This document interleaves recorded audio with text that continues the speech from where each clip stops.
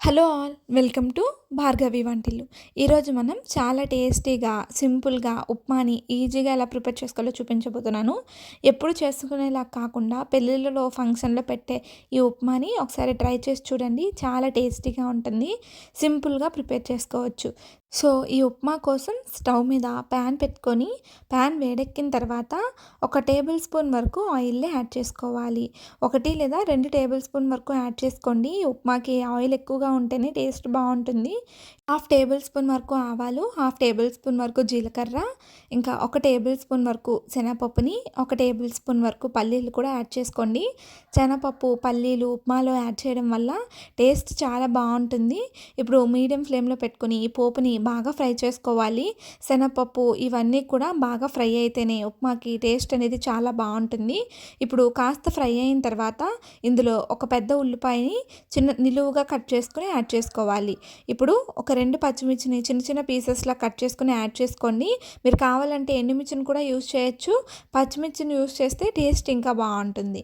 ఉల్లిపాయ, పచ్చిమిర్చి కొంచెం సాఫ్ట్ అయ్యేంత వరకు మీడియం ఫ్లేమ్లో పెట్టుకొని ఫ్రై చేసుకోవాలి. సో ఈ విధంగా కలుపుకుంటూ మీడియం ఫ్లేమ్లో ఈ విధంగా ఫ్రై అయిన తర్వాత 1 ఇంచ్ అల్లాన్ని చిన్న చిన్న పీసెస్లా కట్ చేసుకొని యాడ్ చేసుకోవాలి. ఇప్పుడు ఒక టమాటోలో సగం టమాటాని తీసుకొని చిన్న చిన్న పీసెస్లా కట్ చేసుకొని యాడ్ చేసుకోవాలి. చాలామంది టమాటోని యాడ్ చేయడం ఇష్టపడరు. ఉప్మాలో టమాటో యాడ్ చేసుకుంటే చాలా డిఫరెంట్గా టేస్ట్ అయితే అదిరిపోతుంది. ఇప్పుడు ఒక 5 నుంచి 6 వరకు జీడిపప్పు పలుకులు కూడా యాడ్ చేసేసుకొని ఇలా బాగా కలుపుకుంటూ ఫ్రై చేసుకోవాలి. ఇలా బాగా ఫ్రై చేసుకొని పోపు మొత్తం కూడా బాగా ఫ్రై అయిన తర్వాత ఇప్పుడు మీరు ఏ కప్పుతో అయితే ఉప్మాని ప్రిపేర్ చేసుకుందాం అనుకుంటున్నారో అదే కప్పుతో 3 కప్పుల వరకు వాటర్ని యాడ్ చేసుకోవాలి. 1 కప్పు వరకు ఉప్మా రవ్వకి 3 కప్పుల వాటర్ అనేది పర్ఫెక్ట్గా సరిపోతుంది. మీకు ఉండలా రాకుండా చాలా సాఫ్ట్గా ఉంటుంది ఉప్మా అనేది.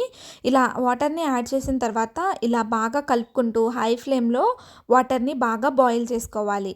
ఇలా బాయిల్ చేసుకుంటేనే మనకి ఉప్మా టేస్ట్ అనేది బాగుంటుంది. సో ఈ విధంగా కలుపుకున్న తర్వాత ఇప్పుడు 1 కప్పు వరకు ఉప్మా రవ్వని యాడ్ చేసుకోవాలి. మనం ఈ ఉప్మా రవ్వని ఏమీ వేయించాల్సిన అవసరం లేదండి. డైరెక్ట్గానే యాడ్ చేసుకుంటే టేస్ట్ బాగుంటుంది. మనకి పెళ్ళిళ్ళలో ఫంక్షన్లో కానీ ఉప్మా చేసేటప్పుడు వాళ్ళ రవ్వ ఏమీ వేయించకుండా ఇలా డైరెక్ట్గానే వేసేస్తుంటారు. అలా వేసినా సరే ఉప్మా సాఫ్ట్గా చాలా బాగుంటుంది. రవ్వని వేసుకున్న తర్వాత మీడియం ఫ్లేమ్లో పెట్టుకొని ఈ విధంగా కలుపుకుంటూ ఉండలేమీ రాకుండా కుక్ చేసుకోవాలి. మనకి రవ్వ వేసినట్టే చూడండి వాటర్ అనేది ఏ విధంగా ఇంకిపోయిందో.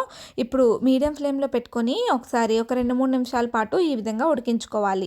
ఇప్పుడు ఇందులో రుచికి తగినంత ఉప్పును కూడా యాడ్ చేసేసుకొని బాగా కలుపుకోవాలి. మీరు ఉప్పు వాటర్ వేసినప్పుడు అయినా సరే వేసుకోవచ్చు, లేదా ఇప్పుడు వేసుకున్నా సరే టేస్ట్ బాగుంటుంది. ఇప్పుడు ఈ విధంగా బాగా కలుపుకొని ఉప్మాని మీడియం ఫ్లేమ్లో కుక్ చేసుకోవాలి. మనకి కొంచెం సేపటికే ఉప్మా వాటర్ మొత్తం పీల్చేసుకొని ఇలా కొంచెం సాఫ్ట్గా రెడీ అవుతుంది. ఇంకొంచెం సేపు రవ్వ మొత్తాన్ని ఈ విధంగా ఉడకనివ్వాలి.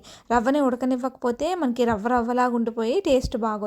ఇప్పుడు మూత పెట్టుకొని ఇంకొక 5 నిమిషాల పాటు మీడియం ఫ్లేమ్లో కుక్ చేసుకోవాలి. 5 నిమిషాలకి చూడండి చాలా సాఫ్ట్గా ఉప్మా అనేది రెడీ అయిపోయింది కదా. ప్యాన్ నుంచి ఈ విధంగా సపరేట్ అయిపోతుంది. అలా సపరేట్ అయిపోయిందంటే మనకి ఉప్మా పర్ఫెక్ట్గా కుక్ అయిపోయినట్టే. ఈ విధంగా సపరేట్ చేసేసుకొని ఉప్మా మొత్తాన్ని ఇలా బాగా కలుపుకొని ఒక 5 నిమిషాల పాటు ఈ విధంగా కుక్ చేసేసుకోవాలి. ఇలా కుక్ చేసుకున్న తర్వాత ఇప్పుడు ఇందులో 1 టేబుల్ స్పూన్ వరకు కొత్తిమీరను కూడా యాడ్ చేసుకొని కలుపుకోవాలి. ఉప్మాలో చాలామంది పుదీనాను కూడా యాడ్ చేసేస్తారు. కానీ పుదీనాని యాడ్ చేయకండి. కొత్తిమీరను మాత్రమే యాడ్ చేసుకోండి.